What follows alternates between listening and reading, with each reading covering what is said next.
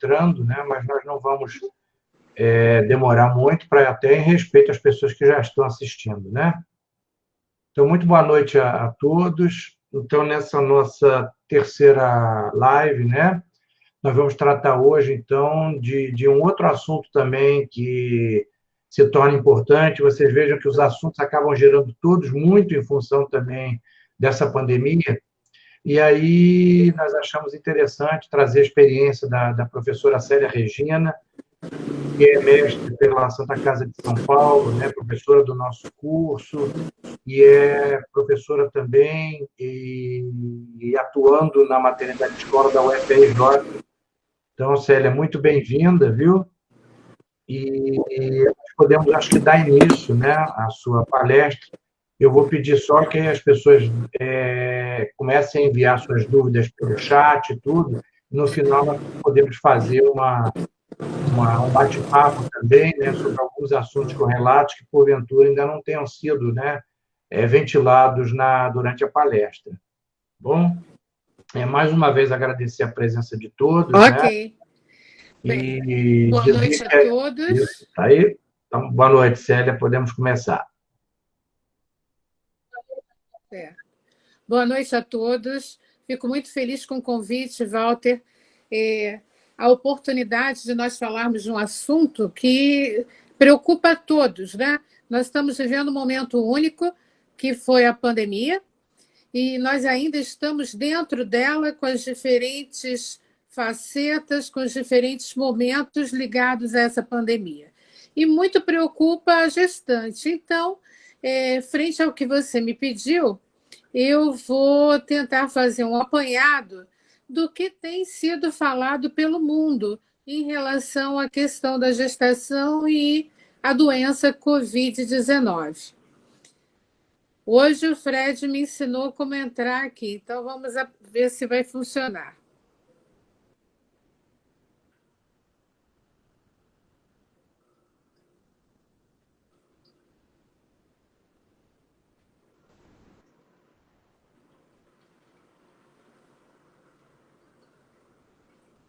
Estão vendo a tela? Estamos vendo, professor. Ótimo. Bem, então, nosso tema é gestação em tempos de Covid-19. Nós temos aqui a possibilidade de vivenciar a vontade dessa mulher em engravidar, o momento da gravidez em si e o pós-parto, né, durante a questão do aleitamento, ser mantido ou não. Então, são questões que criam muitas dúvidas, principalmente para os colegas que não atuam na área de obstetrícia. E conhecendo a Covid-19, nós sabemos que ela faz parte aí de uma família, né, em que nós temos desde o coronavírus, desde 1935, já é conhecido por nós, sabendo que desde 65 foi identificado em humanos. Tivemos situações anteriores, como o SARS e o MERS, que foram situações graves de duas epidemias que impactaram o mundo, e temos algumas infestações que são mais comuns no homem, algumas delas até com uma ação não tão expressiva assim, em relação ao quadro pulmonar que possa levar. Nós sabemos que a doença, ela, pela atuação nos receptores que esse vírus atua, acomete de uma maneira sistêmica, principalmente alguns órgãos, principalmente pulmão, rim, intestino, coração e os vasos, né? Tudo começou lá na China, em Wuhan, e nós tivemos a pandemia que está hoje assolando, que assolou a Europa, a seguir Estados Unidos e agora América Latina. Nós sabemos que existe toda uma estratégia de inteligência sendo realizada no mundo. É impressionante como essa doença, né, e esse novo coronavírus ocasionou no mundo é uma grande revolução, um grande repensar em todos os nossos valores, todos.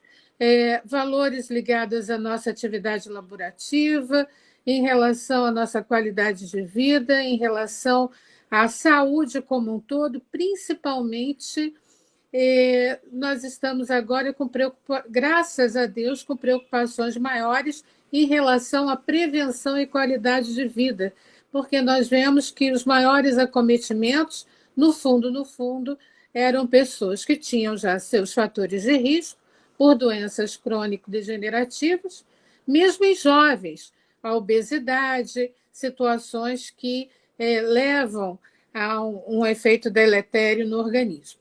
Então, o Covid veio realmente para um grande repensar. Eu vou começar falando daquela que ainda não está grávida, que pretende engravidar, né? Eu faço parte da Sociedade Brasileira de Reprodução Humana, e aqui está a citação. Ela, junto com a Anvisa e outras sociedades, como a reprodução assistida, tiveram que pensar em orientar sobre adiar procedimentos de reprodução humana, uma vez que nós não sabemos, estamos tendo vários estudos, mas ainda tudo é muito novo e não sabemos as consequências que poderiam ocorrer, né? Tal qual foi feito na época quando surgiu a Zika, toda uma orientação de um protocolo de se avaliar a Zika antes de fazer qualquer transferência. Bem, então, a Sociedade de Reprodução Humana orientou que todo e qualquer processo fosse adiado. Essas orientações estão sendo mantidas gradativamente, paulatinamente, estão vendo caso a caso a possibilidade de se fazer transferências ou não, mas, de modo geral, a nível mundial, não só Brasil, esses processos foram adiados. Inclusive, nós orientamos no consultório os pacientes a fazerem sua contracepção. Bem, aqui nós temos uma revisão inicial sobre o Covid e as implicações, né, na questão da saúde reprodutiva. E considerando os dados iniciais, essa falta de conhecimento, como eu já falei, sobre a patogênese do SARS-CoV-2, os ciclos de transferência embrionária foram adiados. Isso a nível mundial, e também nós temos trabalhos na Universidade de São Paulo comprovando isso. Nós temos uma clareza de que a gravidez é um estado imunológico único. É um momento da mulher em que o sistema imunológico enfrenta grandes desafios, né? Porque estabelece uma tolerância à presença de um feto, que, né, é um corpo estranho na mulher, e preservando a capacidade de proteção contra os desafios que são os micróbios, de modo geral, bactérias e vírus. Uma gravidez bem-sucedida vai depender exatamente de uma adaptação bem afinada nesse sentido imunológico. É tão interessante que nós temos uma supressão imunológica para que a mulher possa gestar, né, um ser além do seu corpo, ela tem aquele ser se desenvolvendo ao longo de 9 meses, e esse crescimento e desenvolvimento do feto em condições ideais intraútero, só que são diferentes estágios gestacionais. E isso é muito interessante porque esse estado imunológico varia muito. No início, nós temos um estado pró-inflamatório, ou seja, benéfico para que haja implantação e placentação do embrião. No primeiro trimestre, isso ocorre. E depois nós passamos para um estágio anti-inflamatório para que haja um crescimento fetal. No segundo trimestre, e finalmente chegando lá naquele estágio final do terceiro, passa a ser pró-inflamatório, preparando para o início do parto. Então, nós temos variações que irão realmente influenciar o bom andamento dessa gestação. Esse sistema imunológico tem que se defender da invasão de patógenos exógenos.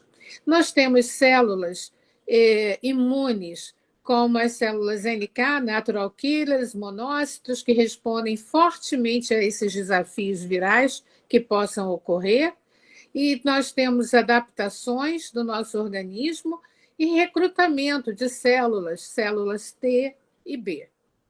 Durante a gravidez, o trato respiratório, nós temos que lembrar também de um detalhe. Toda mulher tem um aumento da volemia na gravidez. Então, em torno de um aumento em torno de mais 3 litros de sangue circulando no seu organismo. Isso faz com que haja um status de edema, digamos assim, muito induzido pelo alto nível da progesterona e estrogênio, e a expansão pulmonar restrita a essa questão da evolução da gravidez, diminuindo o movimento do diafragma, muitas vezes facilitando, quando ocorre uma exposição a patógenos, o risco de uma infecção. E existem amplas evidências de infecções virais maternas sistêmicas que possam afetar a gravidez. Bem, logo no início, lá em Wuhan, houveram alguns trabalhos que foram publicados, mas eu cito aqui que foram 2 casos de infecção em gestantes durante o 3º trimestre.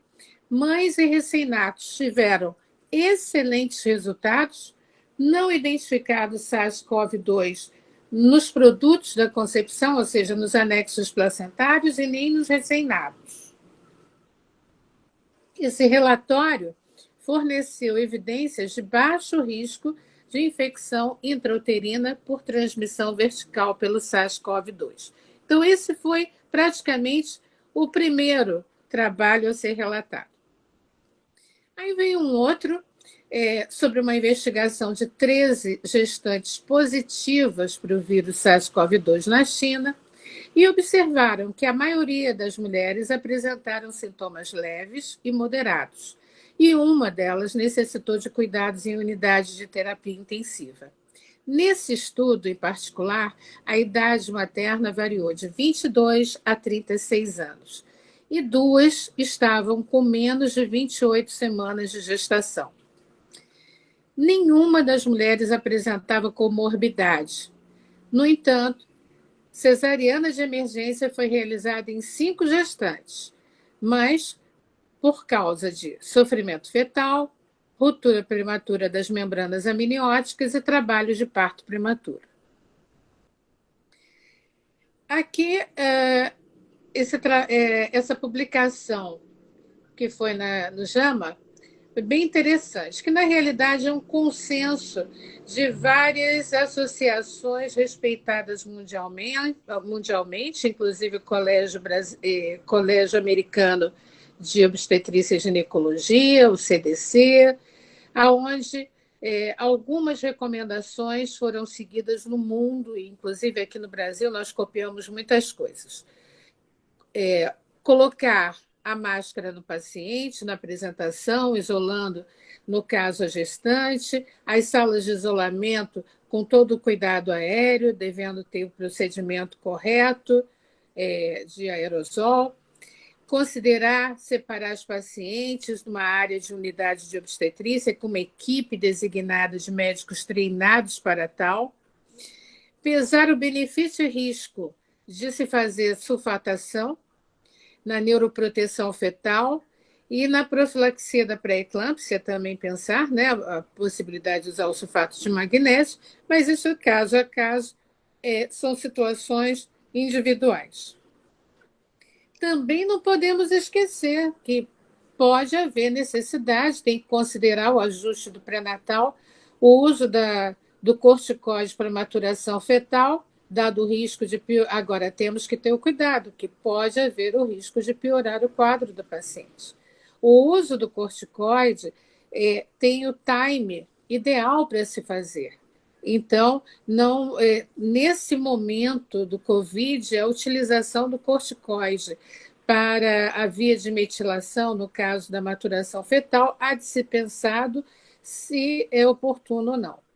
Considerar a analgesia peridural precoce para diminuir o risco associado à anestesia geral no contexto do parto cesáreo, caso ocorra de urgência. Não alterar o tempo ou o modo do parto. Então, parto cesáreo ou vaginal, a decisão é da equipe caso a caso. No entanto, mulheres com Covid que estejam no terceiro trimestre, a equipe tem que avaliar muito bem, porque pode ser razoável adiar o período do parto para que não haja transmissão neonatal. Ou seja, esse é um cuidado que a COG colocou. Se houver possibilidade de postergar para finalizar aqueles 14 dias de observação, de quarentena, melhor. Considerar a separação temporária das mães, confirmado a questão dos seus recém-natos, né, se não houve nenhuma contaminação. A determinação de separar temporariamente a mãe deve ser caso a caso, usando a tomada de decisão compartilhada.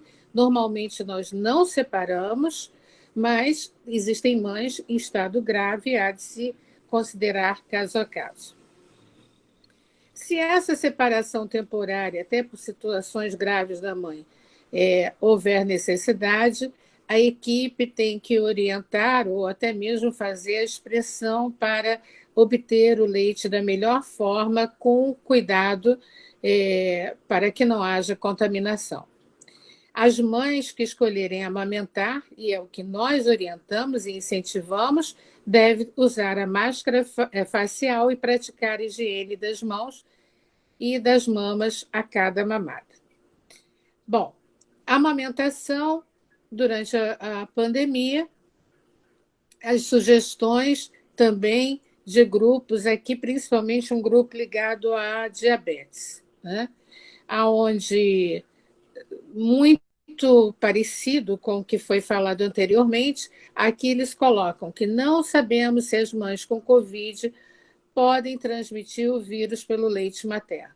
Todos os trabalhos até o momento não colocam esse dado e não foi detectado nos estudos avaliados nesse que está sendo citado aqui, principalmente em mulheres diabéticas. Quando se fala sobre os dados ligados ao Covid, nós temos dados de apresentação clínica e resultados perinatais após a infecção ainda muito limitados, né? Isso é um consenso de vários trabalhos. As consequências da infecção do SARS-CoV-2, que é o Covid-19, pode trazer à gestação umas certas dúvidas, até o momento no que concerne os resultados graves para mães e bebês. A possibilidade de agravamento em gestantes não pode ser descartada. E aqui eu vou tecer um comentário. Nós que trabalhamos com ginecologia endócrina, muitas vezes nos deparamos com a mulher preocupada em relação a tromboembolismo, o risco com pílula anticoncepcional. Nós sabemos que o risco com o uso da pílula é em torno de 4 vezes mais do que a mulher que não usa pílula, 4 a 5 vezes. Já a gestante, sem nenhum risco de Covid, no seu estado habitual, ela tem um risco 60 vezes maior de tromboembolismo. Ora, e nós sabemos que os quadros de Covid-19 mais graves aumentam o risco de trombose.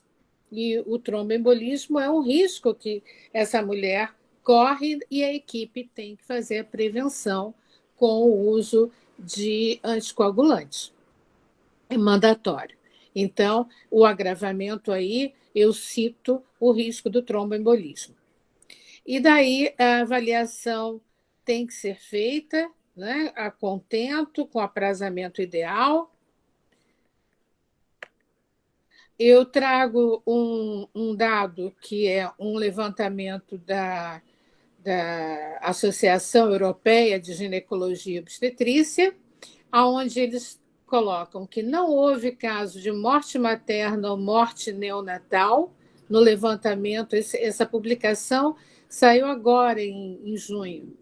Não há evidências de que o vírus atravesse a placenta da mãe para o bebê, não há indicações de cesárea eletiva em mulheres infectadas, existe risco de sofrimento fetal durante o trabalho de parto e recomenda-se monitorar a parte cardiofetal de maneira contínua. Isso por conta de todo o status que essa mulher tem, né, muitas vezes com comprometimento da saturação de oxigênio, enfim. Então, há de se ter esse cuidado da avaliação constante do bebê durante o trabalho de parto. E não há evidências de que o vírus esteja presente no leite materno. Bom, eu mesclei um pouco aqui algumas informações que eu acho pertinente frente ao nosso curso, e eu acho importante nós valorizarmos os nutrientes e toda a base que nós sempre trabalhamos dentro do curso, lembrando que existe toda a terapêutica, todo o arsenal terapêutico com a conduta já estabelecida, mas nós não podemos esquecer da base nutricional que vai alavancar muito a imunidade dessa mulher para uma boa resposta. Então, aqui nós temos a utilização da vitamina D, a suplementação, reduzindo o risco, em geral, em infecções por coronavírus, e aí também citado o Covid-19. Houve uma publicação sobre as diretrizes do diagnóstico e tratamento do Covid-19, onde eles colocam a necessidade de revisões específicas sobre essa questão do comportamento da mulher grávida, e viram que não difere. O quadro clínico da virose em si, em questões pulmonares, não agravaram pelo fato da mulher estar grávida. Apenas, como nós temos o binômio mãe e bebê, nós temos que ter uma atenção pelo agravamento que pode causar ao concepto pela baixa oxigenação, enfim, a infecção como um todo. Aqui é um trabalho com 38 grávidas com Covid, seus bebês e a transmissão acontecendo via materno-fetal. E aí foi avaliado todas as amostras neonatais testadas, incluindo placenta, foram negativas para o PCR para o SARS-CoV-2. Tá? Esse trabalho foi publicado agora, em julho de 2020, né? Bem, está aqui, acabou de sair, e nós temos aí essa publicação, essa observação. Agora, semelhante às gestações lá de trás do SARS e do MERS, não houve casos confirmados de transmissão intrauterina. Tá? Então, isso é um detalhe também que eu queria acrescentar. Nesse ponto da pandemia global da infecção do Covid, não há evidências de que SARS-CoV-2 sofra transmissão intrauterina ou transplacentária em grávidas infectadas para seus fetos. E a análise dos casos adicionais é necessário, lógico, precisamos mais estudos para que esse dado permaneça verdadeiro. Nossa FEBRASGO, Federação Brasileira de Ginecologia e Obstetrícia, fez um informe. Esse informe, com certeza, a cada dia a gente vai ter que fazer adequações, mas, no momento, sobre os aspectos obstétricos, é necessário considerar que é uma doença de aparecimento recente, não havendo conhecimento específico para protocolos estabelecidos assistenciais que não passem por uma mudança em breve, né? Várias orientações que nós temos hoje, elas fazem uma analogia com o que nós já tivemos em relação a outros vírus, que é o MERS, o SARS e até o H1N1. E tudo que existir de evidência está sujeito, sim, a modificações, né? E isso vai mudar todo o nosso prognóstico futuro, caso hajam novas descobertas e novos estudos. Aqui é um levantamento, assistência gestante e recém-nascidos no contexto da infecção, é uma revisão sistemática de 33 referências. Foi realizado e nós temos aqui que não ocorreram evidências de maior suscetibilidade de infecção do SARS-CoV-2 em gestantes, comparado à população em geral. Como eu disse, ela está dentro do quadro em geral. Hoje, ela faz parte do critério de fatores de risco apenas por ter o binômio mamãe-bebê, né? E também temos que levar em conta que temos grávidas diabéticas, grávidas hipertensas, então essas realmente a atenção é redobrada. No Brasil, a última atualização do protocolo do manejo clínico incluiu grávidas de qualquer idade gestacional, puérperas até 2 semanas após o parto, incluindo as que tiveram aborto e perda fetal, mas não perda fetal causada pela doença Covid-19. Bem, aqui nós temos evidências sobre a vitamina D reduzindo o risco do Covid-19 e outras doenças virais. A vitamina D ela aumenta a imunidade celular. Nós sabemos que ela tem uma ação excelente imunológica, reduzindo essa tempestade de citoquinas induzidas pelo sistema imunológico inato. O sistema imunológico ele vai gerar, frente a esta virose, citoquinas pró-inflamatórias e anti-inflamatórias, em resposta tanto a infecções virais, como no caso, se forem bacterianas também, e até associadas. Eu mesma tive, na maternidade escola, tivemos já casos em que houve suspeita de associação do SARS-CoV-2 com H1N1, e a vitamina D pode reduzir a produção de citoquinas pró-inflamatórias, como até o fator de necrose tumoral e interferon. Aqui apenas, ficou pequenininho, mas essa aula vai ficar à disposição para todos, e os artigos também, quem quiser, depois. É apenas para mostrar, nessa revisão que foi feita nesse artigo, onde nós temos diferentes resultados de excelência, mostrando diminuição da proteína C reativa com a proporção de correção da vitamina D. Aqui nós temos melhora em relação ao risco em paciente diabético, em relação à idade, em relação à própria hipertensão. Então, nós temos resultados bem interessantes, inclusive aqui a citação da diminuição da interleucina 6. Esses dados são muito interessantes quando nós pensamos na possibilidade de agregar valor ao tratamento da nossa cliente. Tanto melhor se você já tiver essa gestante antes de qualquer acometimento do Covid-19 com níveis ideais, níveis séricos de vitamina D. E eu não coloquei aqui, mas eu vou citar, nós temos artigos aqui sobre a vitamina D em doses de 10.000 unidades dia, num primeiro momento, mantendo durante pelo menos 8 semanas, e depois adequando conforme cada caso. Não há necessidade de doses extremamente altas. 10.000 por dia dá 70.000 por semana. A intenção dos autores, na maioria dos artigos, é deixar níveis séricos entre 40 a 60 quando se avalia 25-hidroxivitamina D. E lembrar que níveis muito altos, quando eu utilizo doses altas da vitamina D, eu posso fazer com que haja um desequilíbrio metabólico em relação ao cálcio.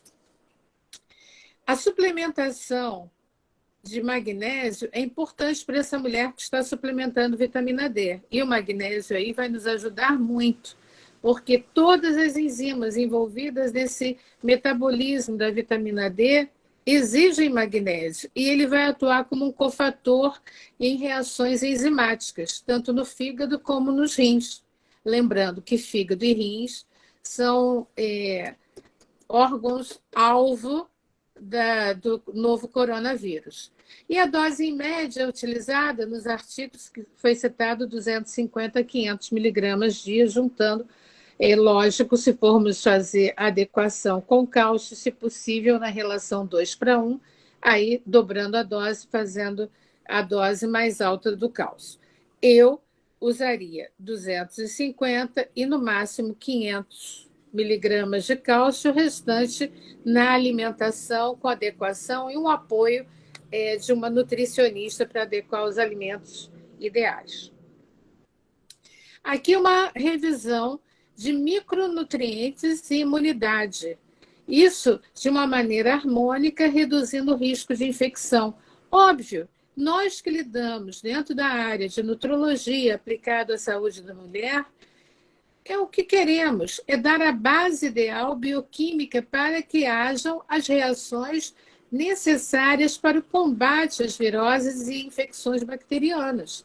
E aí entra, embora existam dados contraditórios, as evidências disponíveis indicam, sim, que a suplementação com vários micronutrientes vão melhorar o suporte imunológico, e aí as maiores evidências são em relação ao zinco, à vitamina D, à vitamina C.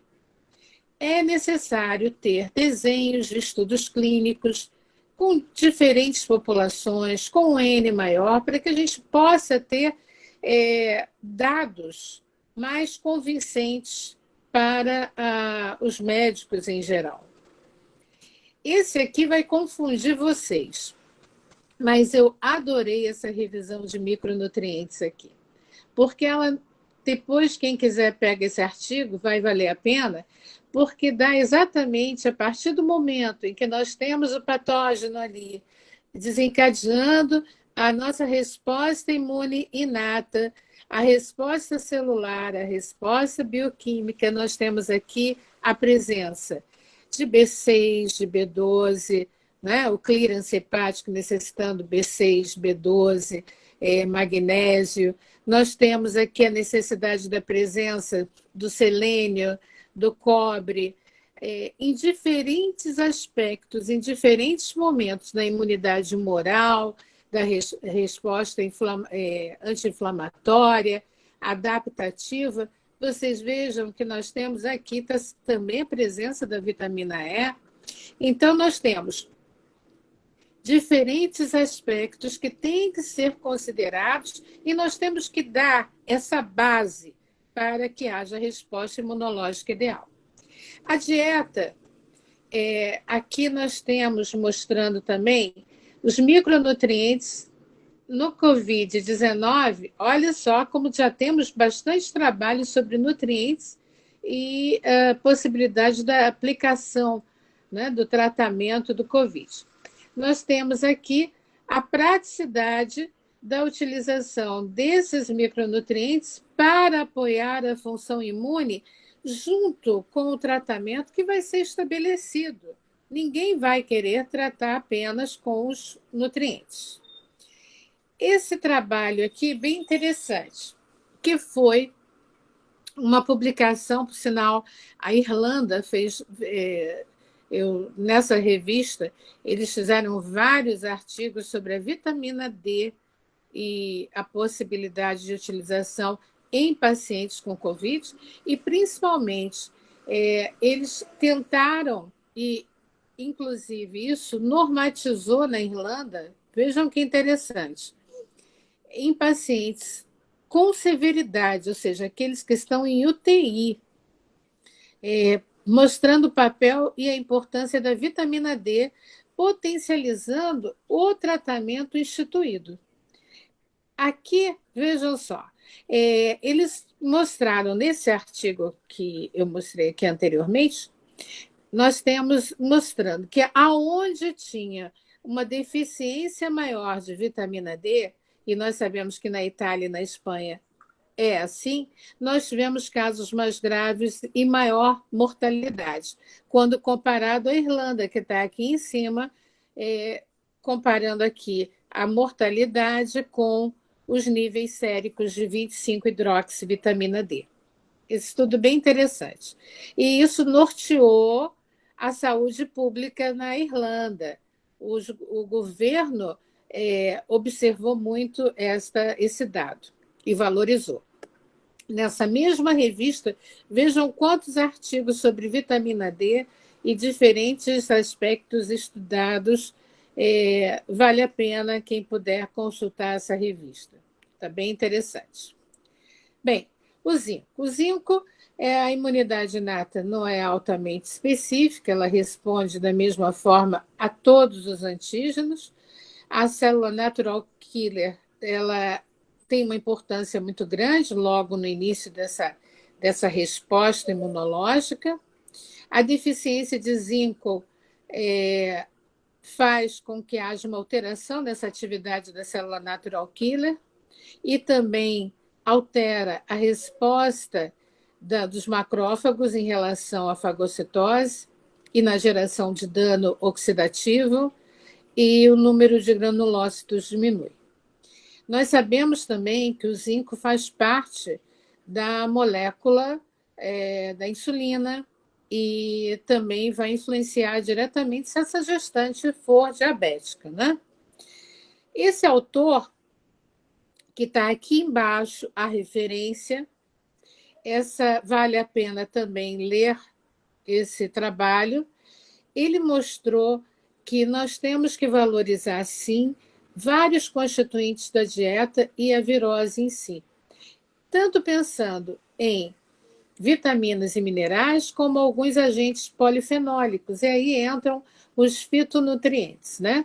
Então, lembrar que a vitamina A tem trabalhos mostrando melhor em relação à pneumonia associada ao sarampo e HIV e malária, a vitamina B2 e B3, associada à redução, no caso do MERS, né, no plasma humano, a vitamina C melhora a incidência de pneumonia virótica, selênio tem trabalhos belíssimos em relação à influenza, o zinco, trabalhos já sobre o SARS-CoV, não só o 2, e também vírus do sarampo, e o ômega 3 em relação ao vírus do sarampo e até HIV. A vitamina C, aqui esse trabalho é extremo, foi na China, onde o ensaio clínico aqui, que esse autor, ele lançou a utilização endovenosa de 24 mil miligramas dia, mas em pacientes com complicações graves internados em CTI, por 7 dias seguidos. Bem, a maioria dos estudos que eu li não usam doses extremamente altas. Nós temos desde doses de 200 miligramas dia como 500 miligramas dia. Muitos não chegam a 1 grama dia, já com resposta favorável, inclusive na melhora em relação à fagocitose. Lembrando aqui o resveratrol. Falamos de polifenóis, vamos pensar aqui nos flavonoides, ação anti-inflamatória ampla, né? Onde nós temos diminuição da inflamação, a sua ação em vasodilatação, aumento da nossa defesa antioxidante, nós temos uma melhora da resposta geral, inclusive a homeostase da glicose, nós temos uma resposta melhor mitocondrial. Então, todos esses dados têm que ser valorizados. Não é um nutriente, é você olhar o todo para ter uma boa resposta. Bem, feito isso, eu entro agora na avaliação e acompanhamento dessa gestante que está lá, chegando na minha maternidade. Né? Ela pode estar com sintoma leve ou grave, e aí nós tem todo um acompanhamento, nós precisamos avaliar se ela realmente tem a síndrome gripal, sem complicações. Hoje, os critérios, inclusive este critério que eu estou mostrando para vocês, é da Fundação Oswaldo Cruz, inclusive na maternidade escola nós utilizamos, com a possibilidade de prescrever o oseltamivir, que é o Tamiflu, né? Para casos leves. Nos casos graves, estabelecido todo o critério em relação à resposta rápida de monitorar a questão da melhorar a saturação de oxigênio, manter níveis pressóricos estáveis, aciona-se toda uma equipe. É importante ter uma equipe de qualidade para atender essa gestante com o quadro de Covid, o médico anestesista, o médico que sabe lidar com a emergência, porque a habilidade do status desse paciente com essa tempestade inflamatória que ocorre, ele varia muito, então é importante ter uma equipe bem preparada para esse atendimento. Feito isso, ainda vendo que essa paciente é de um quadro leve, que pode ter acompanhamento domiciliar, é feita toda a orientação para que ela fique isolada, para que ela tenha as orientações básicas, caso haja algum risco de agravamento pulmonar, as orientações, os sintomáticos e o Tamiflu na dose que vocês leem aqui, que é o habitual que nós utilizamos.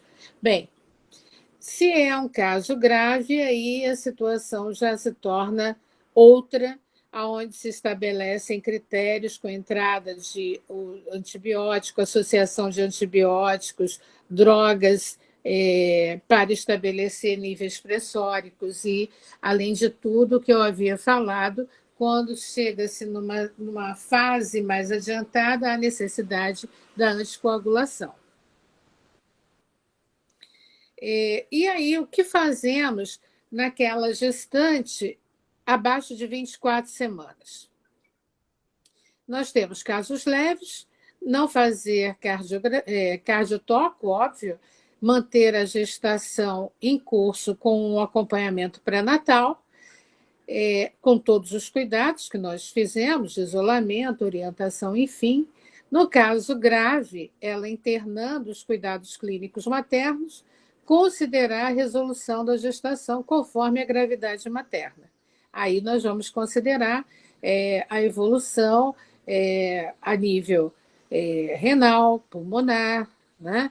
Se está levando a um grau de risco de tromboembolismo, enfim, cada caso é um caso. 24 a 34 semanas. Se é um caso leve, nós vamos continuar acompanhando, aí a cardiotocografia pode ser pensada. Lógico que aqui está 26 semanas, mas normalmente fazemos com mais tempo. Considerar corticoide para maturação pulmonar fetal. Atenção, porque se estiver com infecção em curso, dependendo da fase, temos que repensar a introdução. Manter a gestação com controle e estabilidade clínica. Agora, se for grave, considerar a resolução da gestação conforme a gravidade materna, né? Se for mais de 34 semanas, aí acompanhamento, manter a gestação, cuidados clínicos, é aquilo que eu comentei, que saiu naquele artigo. Se puder postergar esse parto, melhor, deixa passar. Deixa passar o período de quarentena para haver a resolução depois, parto normal ou parto cesárea, conforme necessidade. Se é um caso grave, considerar a resolução da gestação conforme a gravidade materna. Manter sempre esse suporte de oxigênio e hidratação, e temos que pensar, frente a cada caso, a entrada dos antibióticos, a associação, que normalmente adotamos a amoxicilina, com clavulato, e a azitromicina. Bem, eu agradeço, eu quis fazer esse passeio rápido sobre essas questões todas ligadas à nossa pandemia, principalmente com o foco na gestante. Nós temos que pensar que ainda tem muita publicação para sair, nós estamos num grande aprendizado, é um aprendizado geral. E eu agradeço a atenção de todos.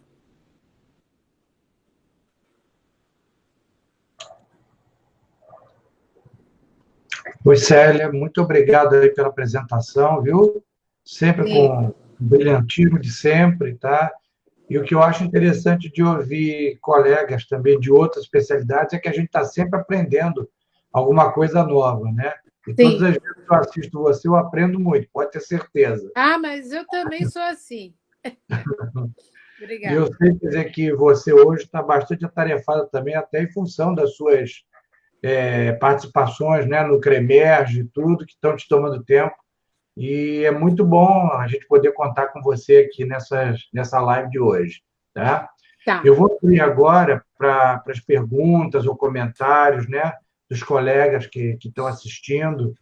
Eu tinha já pontuado para alguns deles nas lives anteriores de que a ideia, né, de fazer exatamente essas conversas era que a gente pudesse, de alguma forma, interagir um pouquinho mais, né? Porque a gente, nessa forma de ensino à distância, a gente acaba, né, tendo contato, mas muito escrevendo, respondendo, né, para os alunos, mas a gente não tem, né, às vezes, a possibilidade de conversar um pouco mais diretamente, até conversar olhando no rosto e tudo, e eu acho que esses nossos encontros, eu acho que eles podem permitir isso, né? Com Então, certeza. a gente continue até a fazer isso, né? E aí eu queria ver se as pessoas têm alguma pergunta.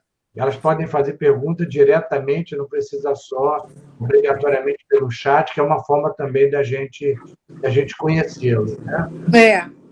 Geralmente o pessoal fica meio tímido, né? Ninguém tem nenhuma pergunta, gente, algum comentário? Nada? Bom, vamos lá, Célia. Então, eu vou fazer aqui algumas, até pedir que você comente alguma coisa, se for possível. Não sei se você tem alguma vivência lá na maternidade escola. A gente tem visto, quer dizer, hoje, atualmente, quer dizer, isso não está sendo muito falado, mas já começa a ser mais falado, que é a questão do aparecimento de casos de diabetes, né, possivelmente desencadeados pelo coronavírus, tá?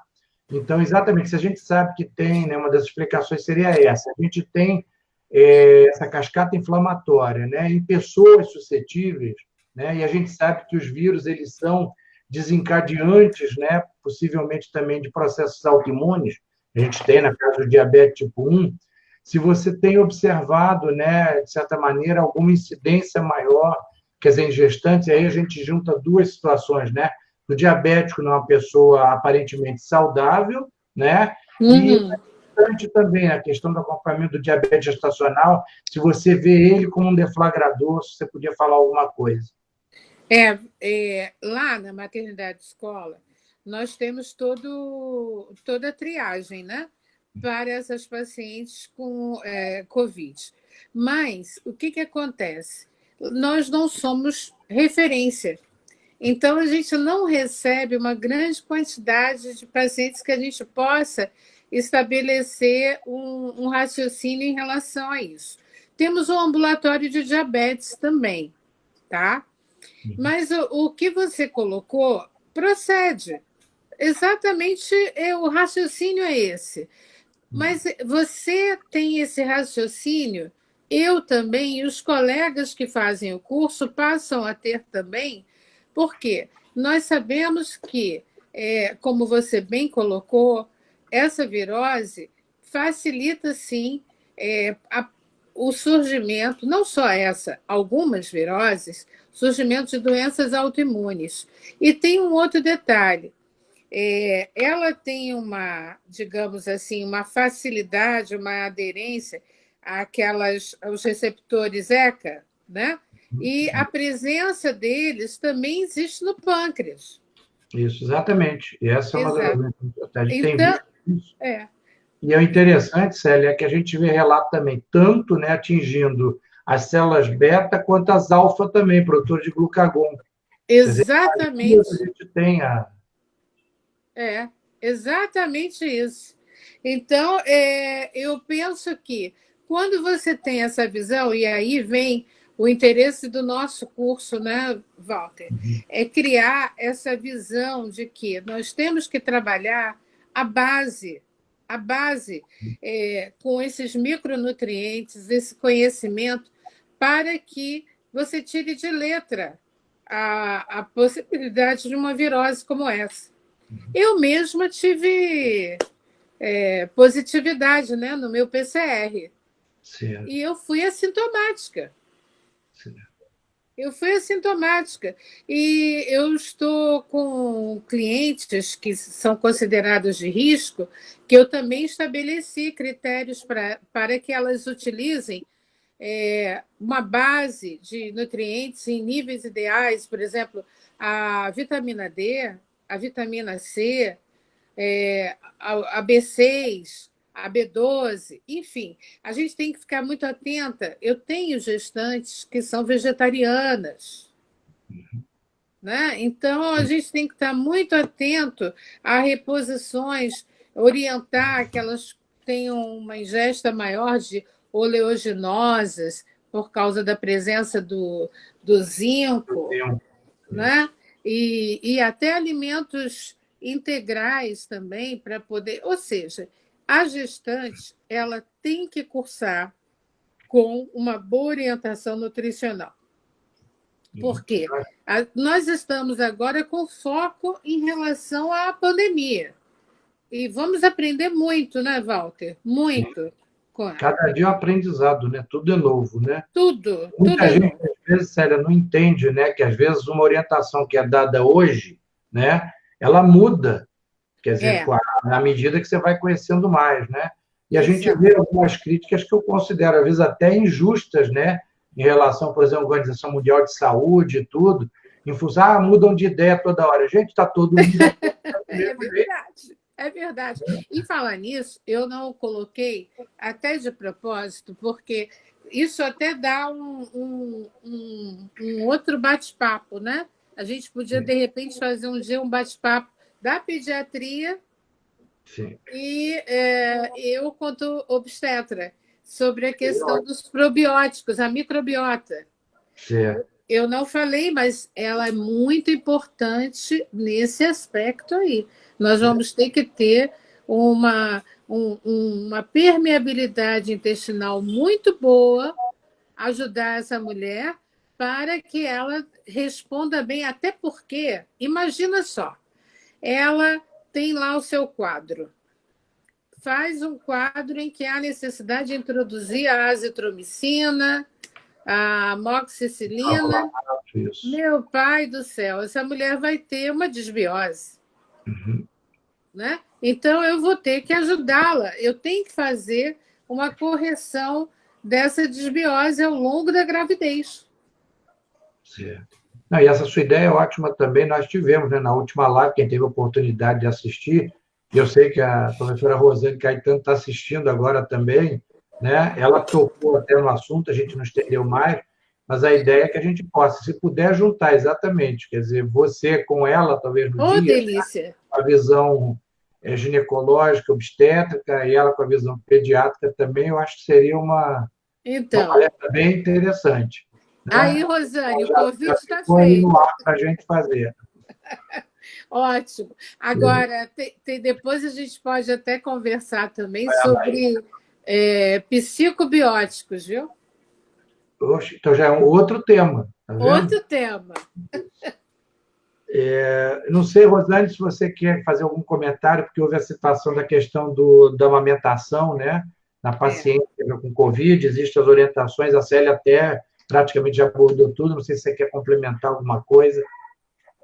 Boa noite, Walter, boa noite, Célia, querida, boa noite aos colegas, um prazer estar aqui com vocês de novo. E assim, excelente live, né, Célia? Você abordou todos os tópicos principais aí da gestação, né? Passando aí, deu um passeio bacana pelo aspecto nutricional das pacientes, abordou assim de maneira rápida, né? Porque é muita coisa, mas você tocou nos pontos mais importantes e nos últimos trabalhos que a gente realmente estava precisando ouvir. Parabéns. Obrigada, querida. Com relação ao que você está falando com o Walter sobre a microbiota, a gente está pensando sim, Célia, em fazer alguma coisa, né, a nível do curso para colocar para as pessoas a importância da manutenção dessa microbiota da mãe, para falar um pouquinho de programação metabólica, pensando na criança, nos primeiros 1000 dias, e aí eu acho que vai ser bacana a gente ver isso junto, viu? Vai ser excelente, vamos combinar. Vamos, um beijo, vamos. Querida. Outra coisa com relação à amamentação, que o Walter perguntou e que você já tocou também no assunto, só para a gente corroborar, né? Que não existe documentação ainda científica comprovada de transmissão vertical na gestação, nem no período neonatal. Então, a Sociedade Brasileira de Pediatria corrobora a informação da Febrasgo, que é importante continuar a amamentação, manter a amamentação dessa mãe, mesmo portadora da Covid, e que se ela utilizar máscara, né, lavar bem as mãos e manter todos os cuidados sanitários prescritos, não há por que não amamentar, exceto se não for da vontade dela. Aí a gente tem que fazer o processo de extração, não é? E para oferecimento do bebê, assim como você colocou aí na sua fala, né? E mesmo a Sociedade Brasileira de Pediatria, como o CDC americano, como a Sociedade de Gineco de Londres, todos eles estão mais ou menos alinhados nesse sentido.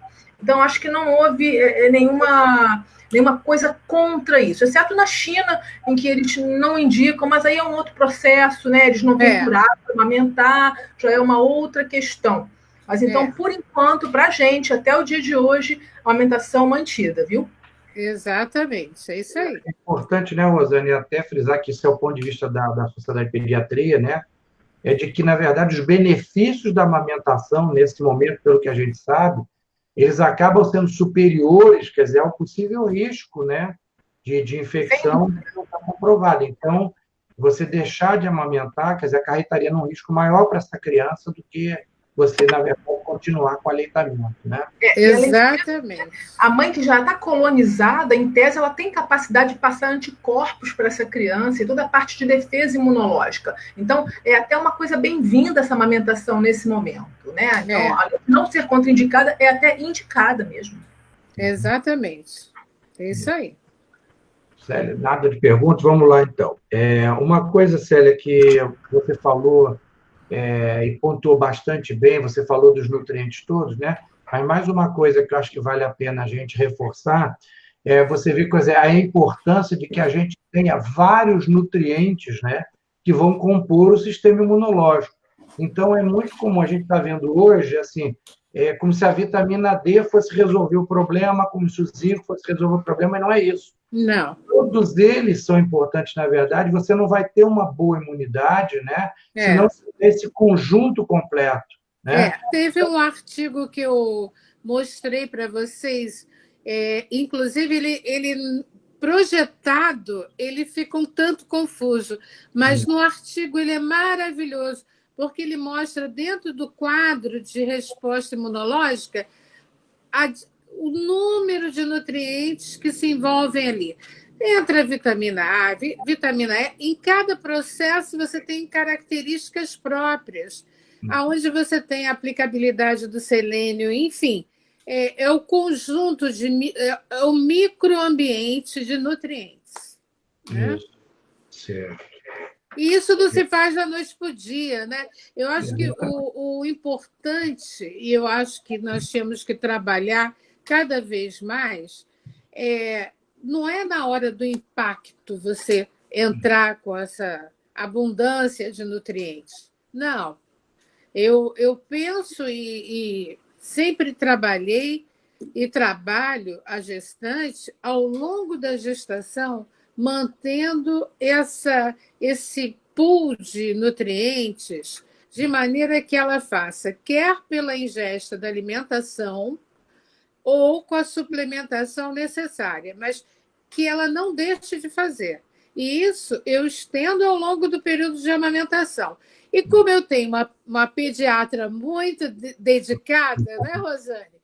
Rosane dá continuidade a isso de uma maneira maravilhosa, que é justamente a continuidade do uso do DHA, do uso de probióticos, enfim, dentre outros nutrientes. Né? Isso. Só uma observação depois, Célia, também até de brincadeira para os colegas, que você falou do resveratrol, né? E aí todo mundo lembra logo do vinho, tá? É só lembrar também que vinho, na verdade, pelo fato de ter resveratrol, não quer dizer que vai aumentar a imunidade, não é tratamento para a Covid-19. Pois Seria bom se pudesse, né? Mas pode tomar vinho e tudo, mas isso não é tratamento. Né? Mas que a gente está precisando de um vinhozinho para aguentar essa pandemia. Uma coisa que eu observei também, Célia, naquele gráfico que você mostrou, né, da prevalência que você tinha de deficiência de vitamina D em alguns países, né, que responderam melhor ou pior. Uhum. Eu só queria chamar a atenção também para você ver o seguinte, que a gente via que os países nórdicos, de modo geral, apareciam como, na verdade, uma população que estivesse com uma adequação melhor em relação à questão da vitamina D. Tá? Sim, A gente via que, na verdade, o número, né, de pessoas... Agora, me chamou a atenção a gente observar a questão da Suécia, que ela parece que, na verdade, com uma concentração populacional interessante de vitamina D, mas a gente vê que, na verdade, a Suécia padeceu, está padecendo, né? Com número de casos, quer dizer, porque não fez o isolamento social. Então, lembrar que não existe milagre, não. Então, apesar de você estar com a vitamina D em níveis adequados, né? Isso não faz com que você fique imune, né? Verdade. Você vai responder talvez melhor, mas isso não vai impedir você de pegar a doença, né? Então, verdade. Vale a pena essa observação. E eu depois queria sugerir para você também, já que a gente falou de probiótico e tudo, um outro tema que eu sei que você domina muito bem, e me ocorreu também que a gente pode fazer depois, num outro momento, é a questão da gente ver os fitoterápicos em relação à imunidade.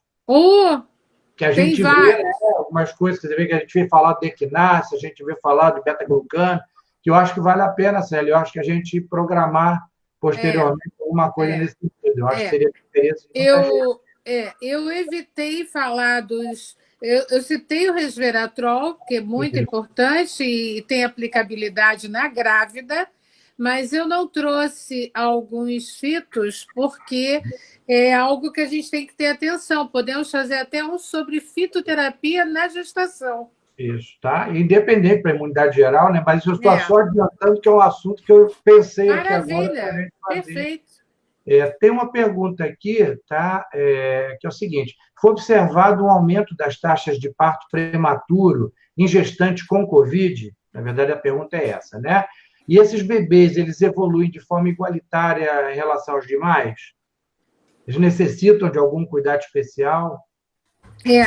Teve trabalhos da Inglaterra, teve um de Nova York, teve trabalho da Inglaterra, que envolvia levantamentos dos casos da China, em que houve citação, sim, de prematuridade, 36 semanas, enfim, mas sem nenhum comprometimento dos bebês, tá?